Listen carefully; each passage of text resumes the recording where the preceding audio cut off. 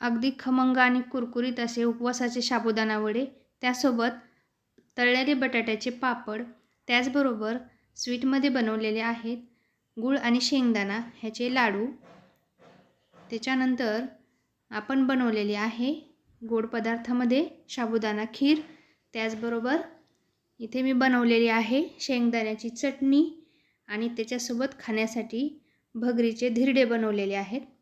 आणि मुलांचा सगळ्यात जास्त आवडता आणि फेवरेट चिवडा जो आहे, जो की उपवासालाही खूप आवडीने मुलं किंवा मोठे माणसं पण खूप आवडीने खाऊ शकतात, असा बटाट्याचा चिवडा. तर ही थाळी पाहिल्याच्यानंतर तुमच्या लक्षात आलंच असेल की आजची आपली रेसिपी आहे आषाढी एकादशीनिमित्त उपवासाची थाळी. या उपवासाच्या थाळीमध्ये मी तुम्हाला गोड आणि तिखट अशा 2 प्रकारच्या रेसिपीज बनवून दाखवणार आहे. आषाढी एकादशी म्हणल्याच्यानंतर लहानांपासून मोठ्यापर्यंत घरामध्ये सगळेच हे व्रत उपवास करत असतात. तर या उपवासासाठी आपण आज उपवासाची फराळाची थाळी बनवणार आहोत. तर या थाळीमध्ये लहानांच्या पण आवडीचे पदार्थ आहेत, लहान मुलांच्या, तसेच मोठ्यांना पण आवडतील अशा रेसिपीज मी दाखवलेल्या आहेत. तर हा व्हिडिओ स्किप न करता तुम्ही शेवटपर्यंत नक्कीच बघा. तर आता व्हिडिओला सुरुवात करूया. सुरुवातीला आपण गोड रेसिपी बनवणार आहोत. तर या ठिकाणी मी घेतलेले आहेत 1 वाटी शेंगदाणे आणि 1 वाटी शेंगदाण्यासाठी 1 वाटी गूळ घेतलेला आहे. शेंगदाणे भाजून त्याचे जेवढे निघतील तेवढे टरफल मी काढून घेतलेले आहेत. थोडेफार राहिले तरी काहीच हरकत नाही. आणि शेंगदाणे आणि गूळ याचे लाडू मुलांना तर आवडीने, मुलं तर आवडीने खातातच, परंतु ते त्या मुलांसाठी असो किंवा मोठ्यासाठी खूप प्रोटीनयुक्त आणि आपल्या शरीराला उपवासाच्या दिवशी खाण्यासाठी अत्यंत उपयुक्त असे गूळ आणि शेंगदाण्याचे लाडू हे असतात. तर आता गूळ शेंगदाण्याचे लाडू आपण बनवणार आहोत. तर त्याकरता या ठिकाणी मी घेणार आहे एक मिक्सरचं भांडं. मिक्सरच्या भांड्यामध्ये आता शेंगदाणे टाकून घ्यायचेत.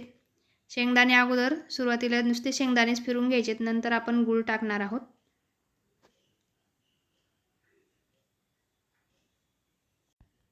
तर शेंगदाणे आणि गूळ एकत्र काढून घेतलेले आहे. आता याचे लाडू बांधून घ्यायचेत अशा पद्धतीने.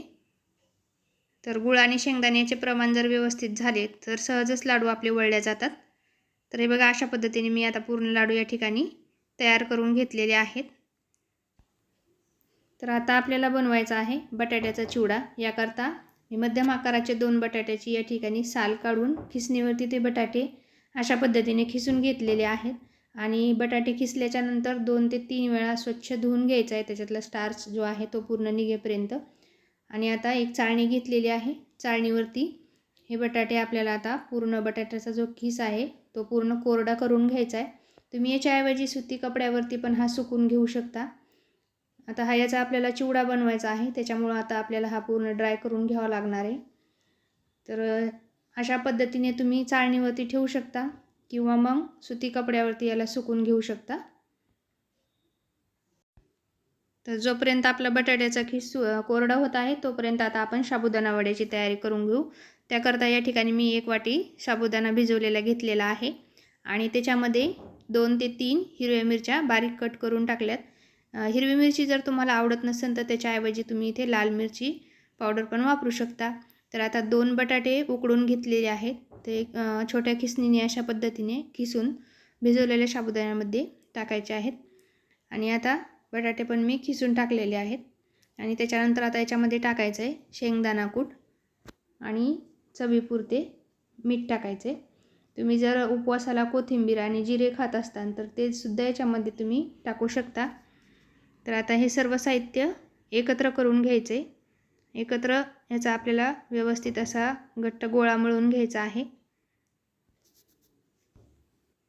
तर आता पीठ मळून घेतले. आता याचे आपण वडे बनवणार आहोत. त्याकरता हाताला तेल किंवा तूप लावून घ्यायचे. तर मी हाताला तेल लावून घेतलेलं आहे आणि हातावरती अशा पद्धतीने साबुदाणा वडे आपण बनवून घेणार आहोत.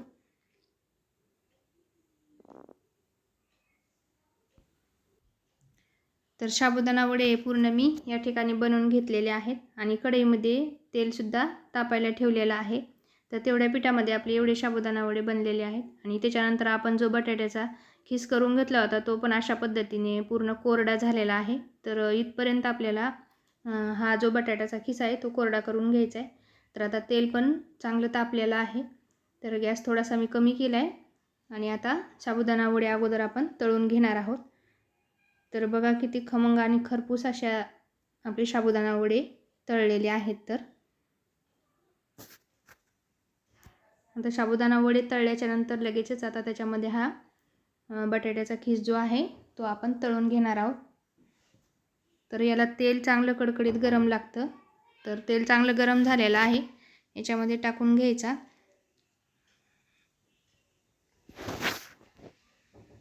आणि आता याला आपण व्यवस्थित असं गोल्डन ब्राऊन होईपर्यंत तळून घ्यायचं आहे.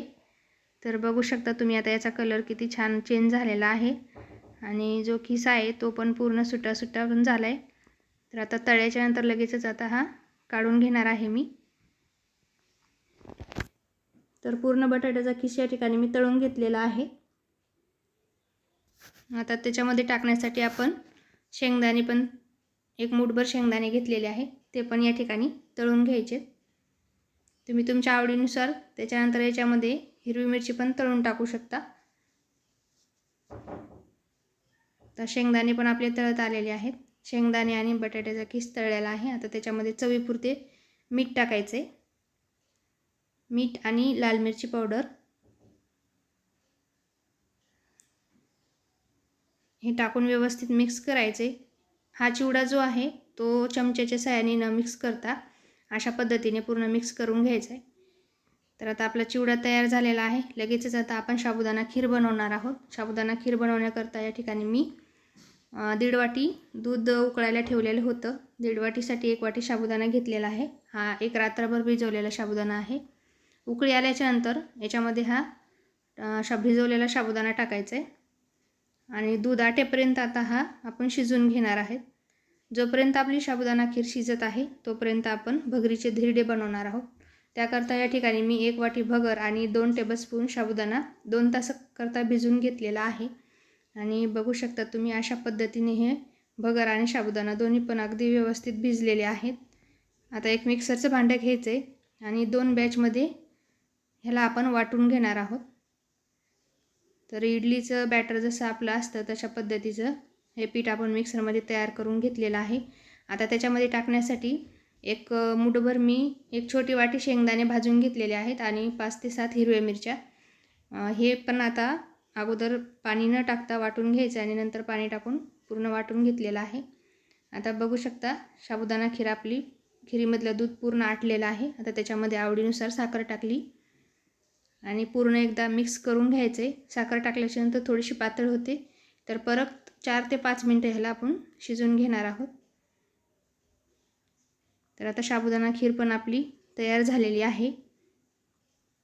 परत एकदा मिक्स करून बघू.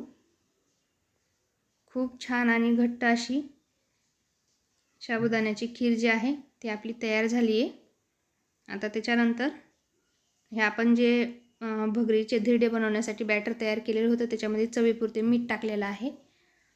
आता हे सगळं मिक्स करून घ्यायचं आहे. आणि तुम्हाला जर जास्त घट्ट वाटत असेल हे बॅटर तर त्याच्यामध्ये थोडंसं पाणी टाकून तुम्ही पातळ करून घेऊ शकता. आता धिरड्यासोबत खाण्यासाठी आपण शेंगदाण्याची चटणी बनवणार आहोत. तर ही चटणी बनवण्यासाठी या ठिकाणी एक छोटी वाटी शेंगदाणे भाजून त्याच्यामध्ये 5-6 हिरव्या मिरच्या टाकल्यात आणि चवीपुरते मीठ टाकले. ही चटणी मिक्सरमध्ये मी वाटून घेतलेली आहे. आता तडका पॅनमध्ये तेल गरम व्हायला ठेवले. तेल गरम झाले की 1 चमचा जिरे त्याच्यामध्ये टाकलेले आहेत आणि तेलाची आणि जिऱ्याची ही जी फोडणी आहे ती आता या चटणीवरती मी टाकून घेणार आहे. तर ही धिरड्यासोबत खायला आपली शेंगदाण्याची चटणी पण तयार झालेली आहे. आता हे व्यवस्थित एकदा मिक्स करून घ्यायचं आहे. तर चटणी तयार झाली आणि धिरडे बनवण्यासाठी या ठिकाणी मी डोसा पॅन गॅसवरती ठेवलेला आहे आणि त्याच्यावरती थोडंसं तेल टाकले आणि त्याच्यावरती आता आपण धिरडे तयार करून घेणार आहोत. तुम्हाला हवा असल्यास तुम्ही जाड पण धिरडं बनवू शकता किंवा अगदी क्रिस्पी बनवायचं असेल तर थोडं पसरवून घ्यायचं, पण याला जाळी खूप छान पडते. तर आता दोन्ही बाजूकडून धिरडे छान मी भाजून घेतलेला आहे. परत एक धिरडं बनवणार आहे. तर बघा तुम्ही 2च तास फक्त आपण भगर आणि साबुदाणा भिजून घेतलेला आहे, तरी पण याला जाळी किती सुंदर पडलेली आहे. तर दोन्ही बाजूकडून खमंग आणि खरपूस असं तेल किंवा तूप तुम्हाला जे आवडत असेल किंवा उपासाला तुम्ही जे खात असताल ते टाकून हे धिरडं दोन्ही बाजूकडून आपण भाजून घेणार आहोत. पूर्वतयारी असल्यास ही थाळी तुम्ही 30 मिनिटांमध्ये बनवू शकता.